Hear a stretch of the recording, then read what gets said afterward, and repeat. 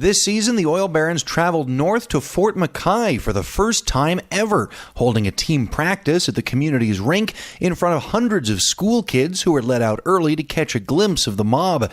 The whole event came together pretty quickly, but it was a natural fit. Hockey is such a huge sport in our community and so popular. We have a lot of mob fans, so the kids look up to it. They got their own jerseys, and so they're very excited. When I told our Hockey Society board the opportunity of the mob coming up, it was a great experience for our kids to see at a high level hockey, and what gives them incentive to strive to be like those kids that are on the ice today. When we started practice, there was a big group of kids here. They made a whole lot of racket for our players. We're expecting now with the practice that Ryan and Mike are going to run today. Very similar down in Anzac. We're excited to come out and be part of it. The Barons held their usual high-tempo style practice in front of the crowd before the mob's assistant coaches helped run a practice for the community's hockey academy. While that went on, the team opened up an autograph session in the front lobby for local mob fans to come by and meet the players. It's been good for the players that came up to visit just to see what's up here. We've got a beautiful rink here that the community built on their own, and we're doing some renovations down the road, and we're getting some hockey programs going around, so we're very lucky. We're very lucky.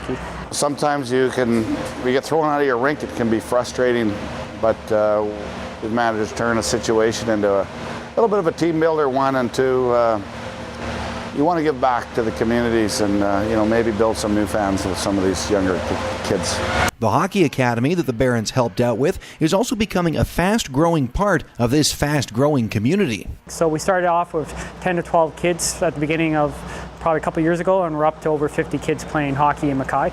And thanks to sponsors like CNRL, the last 2 years have sponsored about $100,000 in providing equipment, uniforms, and paying for instructors and stuff. So we've got some high-end instructors that are coming up to the community to help teach the kids. It's the second time this year the Barons have held an off-site practice after going to Anzac earlier this season, and the head coach says it's the kind of outside-the-box thinking he's fine with seeing more of. Oh, we'll take advantage of whatever we can when we can. Anytime, like I said, you get out in the community. I think I'd love to have a midnight skate underneath the Aurora Borealis, which is supposed to be prettier here than anywhere else in the country, so that would be something I'd like to expose some of our kids that maybe haven't had that exposure before, and certainly keeps life in perspective.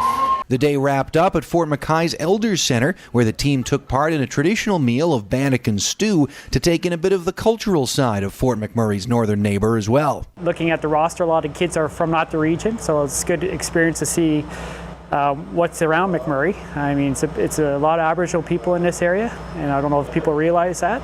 So it's a Cree and Dene community, so we got two diverse languages here. So it's a unique community. It's a very nice community, beautiful. As you look at the background, we're right on the river, so it's awesome. So I mean, the kids love their hockey, and they were excited about the Oil Barons coming. The Barons plan to keep getting out to as many places in the regional municipality as they can, with these first practices in Anzac and Fort McKay being just the beginning of a quickly growing relationship.